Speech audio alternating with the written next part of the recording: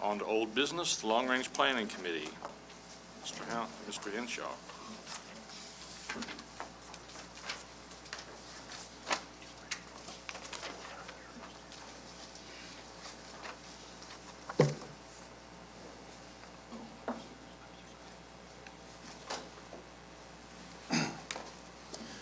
As you know, each board meeting we just are trying to give you an update on the process for long-range planning for facility needs for the district over the next 10 years is kind of what we focused on.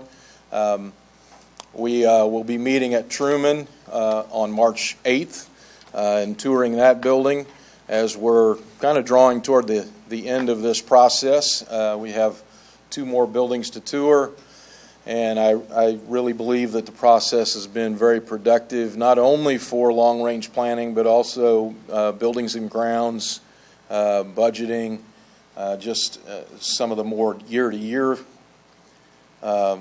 things as well. So had a real good positive feedback from the building leadership teams as we've gone through this process.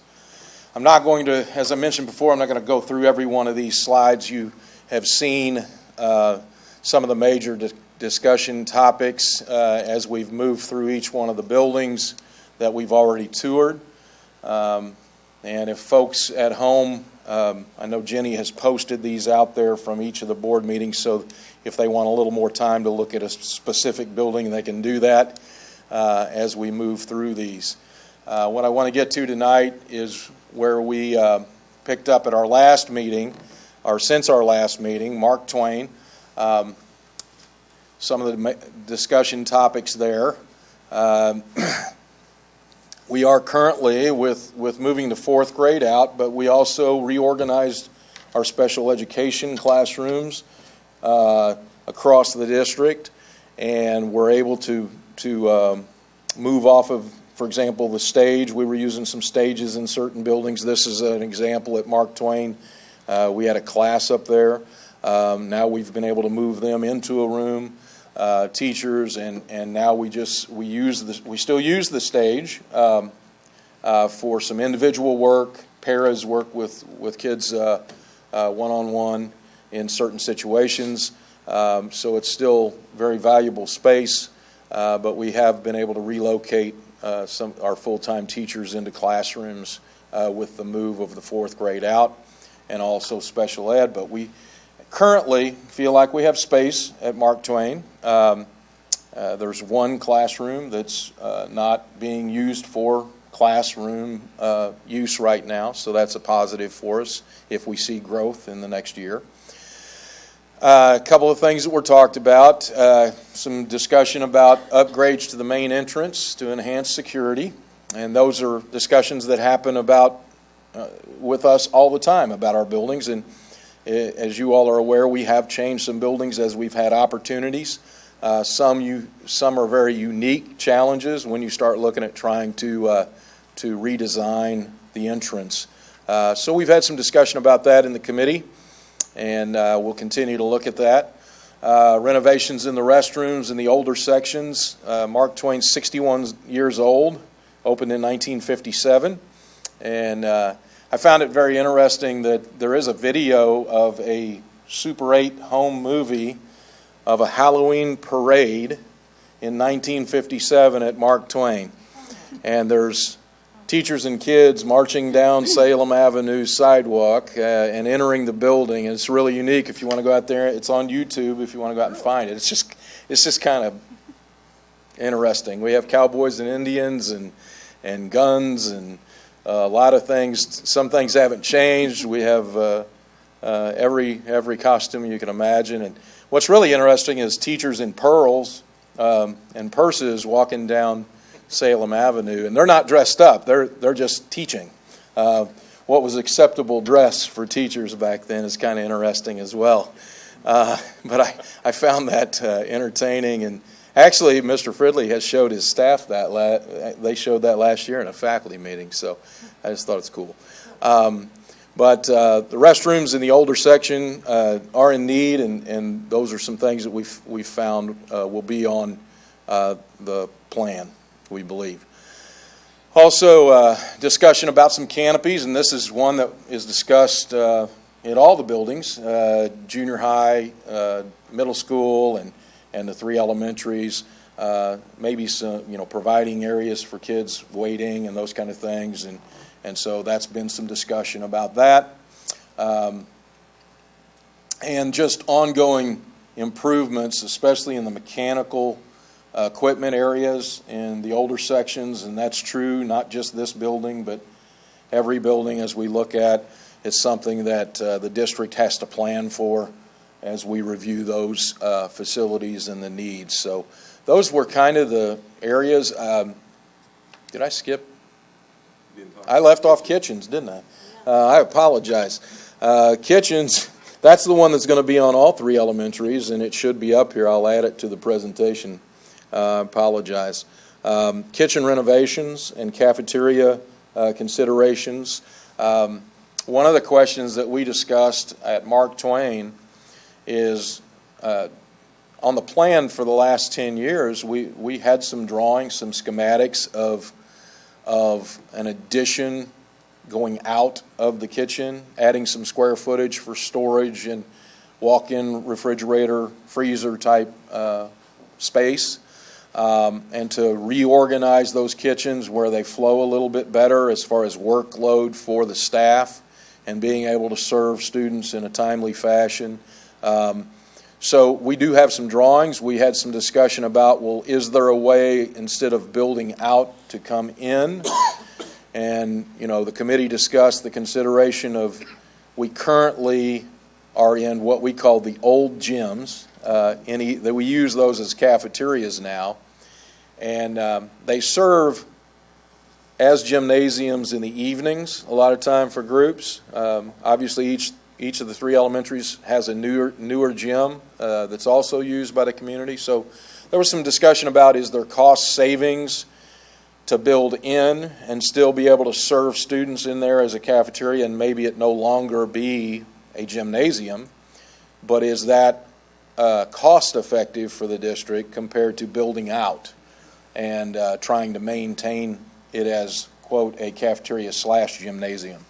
And so we had some discussion about that, and our architect will put some numbers together for the committee, and obviously on down the road they'll be for the board to weigh those options out.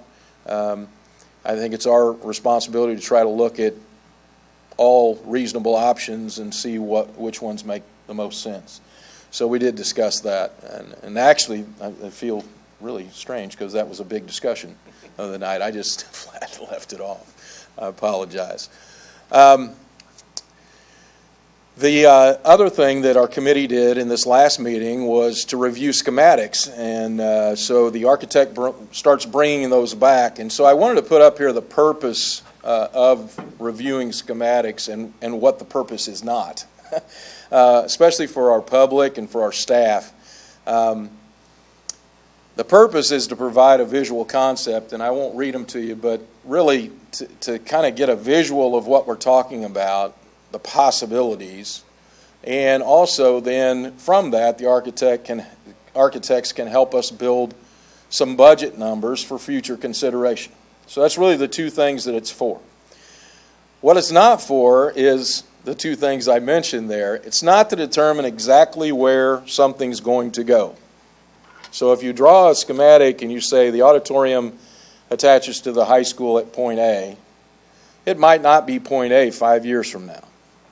It's just to get the budget numbers for what it might cost and where it might tie in. So when people see some of these, and Mark, our architect, he even expressed that. He said, I don't even want to show your committee a cut and dried drawing the first time they look at something. I want some ink marks on it and pen marks on it and things, because he said, I don't want people's perception to be as this is how it's got to be. And so for you all that sat in that meeting, you saw things that had red marks, and they were sketches really to start with, and they will become a little more formal as they go into the notebook. But that's really his fear as well as an architect, is you don't want to box people into the thinking that well, that's the only way to do something. And it's also not the exact design. And that's really important. So when you're talking about a science lab or something, you're going to use the expertise of people that are in the district and also people outside the district if you get to the point where you're really planning something. And you all have been through that process. On this last edition that we did, that was about 9 or 10 months of really detailed meetings about how that addition was going to fit together, and the needs for classrooms and the needs for the lecture room and those kind of things. So we don't want people to look at some of the schematics and go, oh, well, that's where they're going to do it, and there's no thought or choice or anything else, and they didn't ask anybody. This is just to get some realistic budget numbers and maybe where things could work. So this is kind of, we're not going to cover all these, but this is kind of what some of the schemes look like. We had showed the committee some pencil drawings 2 meetings ago, and then in this meeting, this is the RTI, and this is scheme 1, and kind of the committee said they didn't like this scheme, partly because of the part that's marked out there. They thought this flow for scheme 2 made it much better for Auto Tech in this case. We were talking about some needs that the Auto Tech department has expressed, and the directors have agreed that we do have a need there. So also ag and animal science is over there on the right, and relocating a few things. So this is kind of a drawing that we all kind of looked at and said, the purpose of this scheme is to make sure that all those things we've talked about we're catching in the schematic. So for example, when you see the elementary one, it'll have something about kitchens, okay? Kelly won't leave that off there, all right? This one, didn't care for this scheme at the junior high. This one, yes, it caught more things, but one of the discussions we had was, if you're going to have 2 band rooms, do you want them across from classrooms, or do you want them at the end of a wing? And so that's what those arrows represent, is the band room might need to move. And so the architect will go back and he'll make those adjustments based on what and one of the things that this drawing did was it left room for growth for future expansion. If you see up in the right, kind of on the right side there's a area that's a possible classroom addition, and that's over by the main entrance for the gymnasium where you could add classrooms. So we identify if the building needs additional classrooms, where does that maybe make sense to add classrooms? And you could go a first and second floor if you needed to there, and gain 4 classrooms in the same footprint. That maybe in another location you can't go 2-story, and you'd take a larger footprint, which might or might not cost more. And so they build our budget numbers based on those schemes. And again, doesn't ever lock us into it, but it just gives some ideas for future boards and administrators to look at and say, we think we need to go down this road now, and here's kind of a guide to get us started and some discussion on what it might cost. We're careful to preserve junior high hill. That doesn't get into junior high hill. That is correct. Yeah. But 25 years from now, who knows? One idea was to relocate the whole high school over there. So, that got thrown out there as an idea. This scheme is from 3 years ago. It wasn't something we created. It was future auditorium. If it could have, it was laid out to connect to the new wing, right by the current new entrance. And so this is just another scheme that was put together. We had some discussion. Here's another scheme for the high school when we started talking about the needs that have come up with possibly a new gymnasium and auditorium, addressing